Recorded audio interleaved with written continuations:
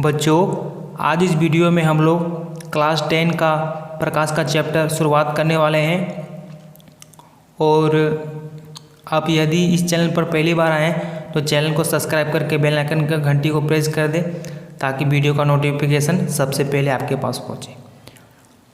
तो प्रकाश का चैप्टर शुरुआत जो है प्रकाश से करेंगे और मैंने इसका डिफिनेशन यहाँ पर कुछ इस प्रकार लिखा है। क्या है यहाँ पर? प्रकाश ऊर्जा का एक रूप है जिसकी मदद से हम किसी भी वस्तु को देख पाते हैं। तो सबसे पहले यहाँ समझते हैं कि ऊर्जा क्या होता है ना।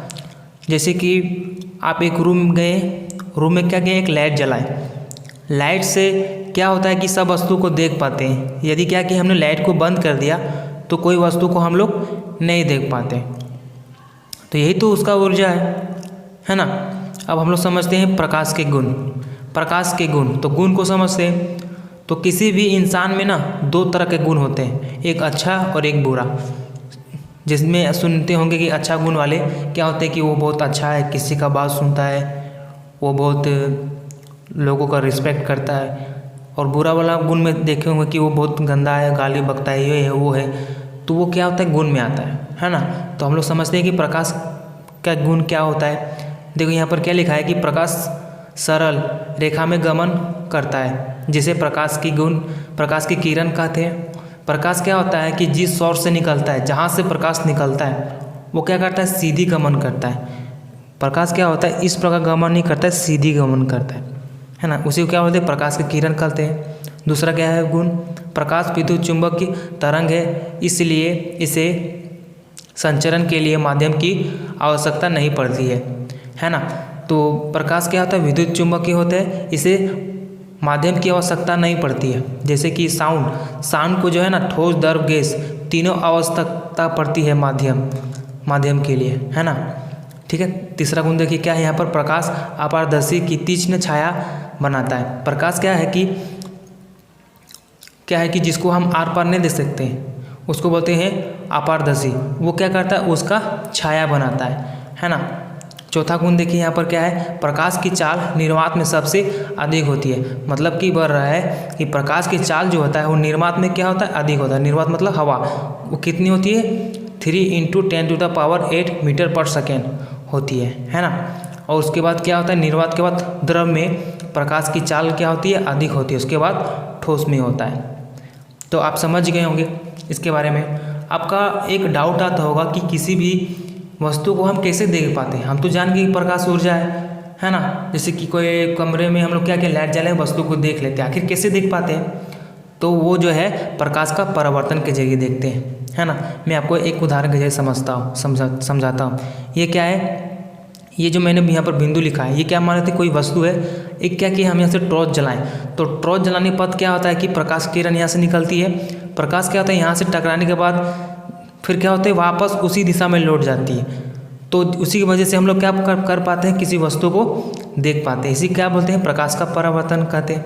तो मैंने डिफिनेशन यहाँ पर कुछ इस प्रकार लिखा है। जब प्रकाश की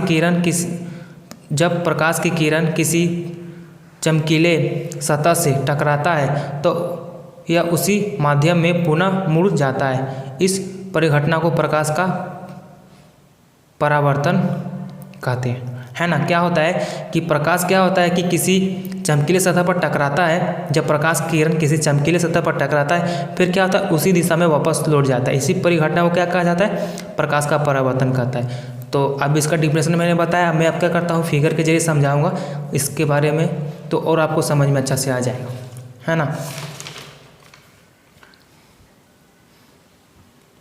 देखिए ये क्या है, यहाँ पर जो मैंने लाइन खींचा है और उधर से तीर दिशा निशान दिया है, ये क्या है, चमकीला सतह है। एक साइड मैंने क्या किया है, पॉलिश कर दिया है, मतलब पेंट कर दिया है। एक साइड में पॉलिश किया हुआ नहीं है।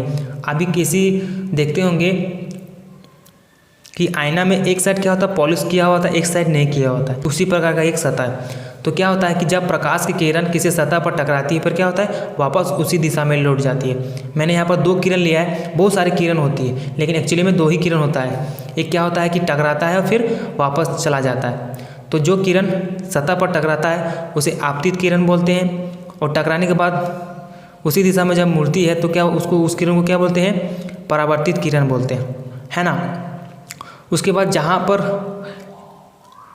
दोनों किरण टकराती है, वहाँ से मैंने क्या किया, एक लंब खींचा, लेकिन यहाँ पर क्या होगा, लंब नहीं अभिलंब होगा। तो इस प्रकार दो कोण बनता है। आपतित किरण और अभिलंब के बीच जो कोण बनता है वो क्या होता है, आपतन कोण होता है। इसको हम लोग आई से लिखा जाता है। और क्या होता है, अभिलंब तथा परावर्तित किरण के बीच जो कोण बनता है वो क्या होता है, आर होता है। ये दोनों कोण क्या होता है, बराबर होता है। और ये जो घटनाएं जहाँ पर घट रही जिस बिंदु पर, उसको बोलते हैं आपतन बिंदु। और ये जो चमकीला जो सतह है इसको बोलते हैं परावर्तित पृष्ठ बोलते हैं। ठीक है, अब हम लोग समझते हैं परावर्तन के नियम क्या होता है। पहला नियम होता है कि आपतन कोण और परावर्तन कोण क्या होता है, बराबर होता है।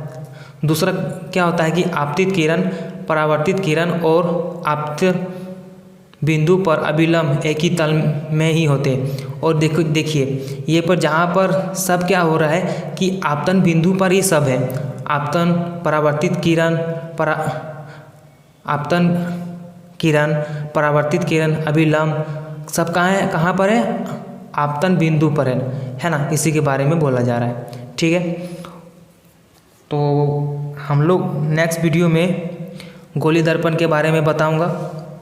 ठीक है, आज का वीडियो समाप्त करता हूँ। धन्यवाद।